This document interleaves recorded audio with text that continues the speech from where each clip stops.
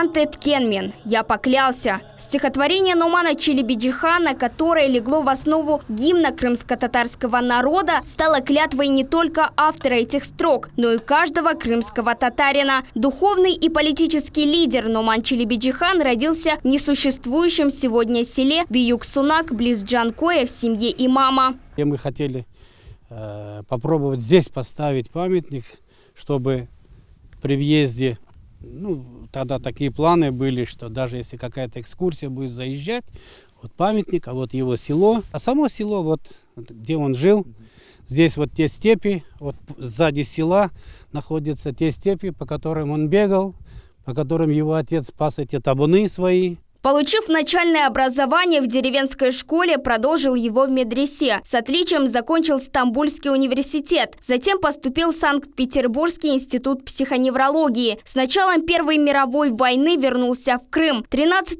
декабря 1917 года была провозглашена Крымская Народная Республика. Нуман Челебиджихан был избран председателем национального правительства. Одновременно он стал первым муфтием мусульман Крыма. Нуман Челебиджихан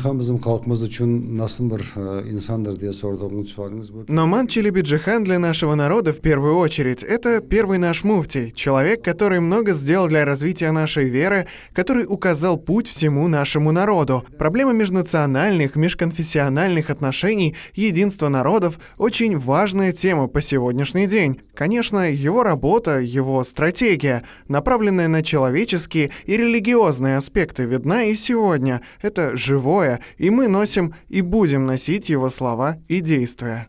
Нуман Челебиджихан внедрил множество демократических реформ, признание равенства мужчин и женщин, основание двуязычных газет, народное образование, создание крымско-татарских военных подразделений. Благодаря ему в Симферополе были открыты женская гимназия и техникум. На базе Зунчерла медресе образовался педагогический институт. Об этом человеке можно много говорить и без конца говорить.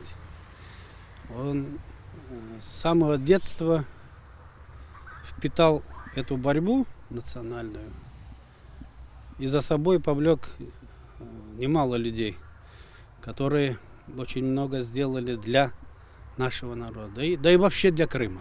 23 февраля 1918 года Нуман Челебиджихан стал жертвой большевистского террора. Сначала его жестоко пытали, затем расстреляли, а тело бросили в море. Так погиб легендарный общественный деятель. Но рожденные им идеи живут по сей день. Память о нем молитвы почтили в его родных краях.